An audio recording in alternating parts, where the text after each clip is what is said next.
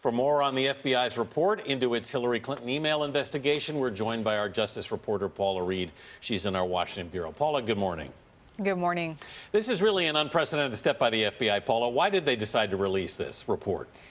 And the FBI says that they released this in the interest of transparency. They said there is a public interest at stake here, and they really just want to support why they didn't bring charges, because, of course, this has been an incredibly controversial decision.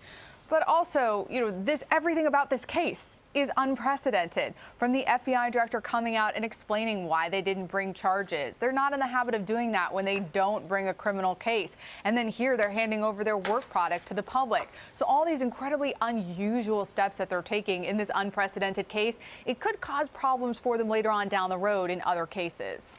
Talk about the interview with Clinton in July. It was close to 4 hours long, and now we're hearing details of what exactly they talked about. What stood out the most to you? What was so surprising to me was her inability to properly recognize classification markings. This is the key point in this case. This was the big question. Did she know, or did she intentionally mishandle classified information?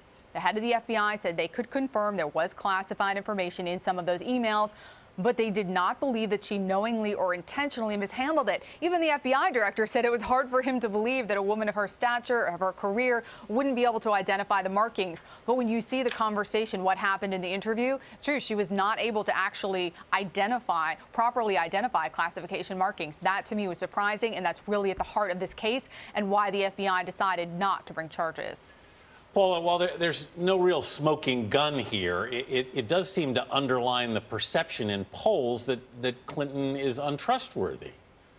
Oh, they've given her adversaries dozens of pages of fodder now to bring out new claims, and they are. For example, while her inability to read classified markings saved her from criminal charges, Donald Trump came out and said that's unbelievable. Many people have come out and said, how is it possible that you can't identify these documents? Furthermore, other people look at all of the evidence in this report and they say they see a justification for charges. And of course, she said dozens of times in that interview that she could not recall. And people are also using that against her. So this is not great for the Clinton campaign.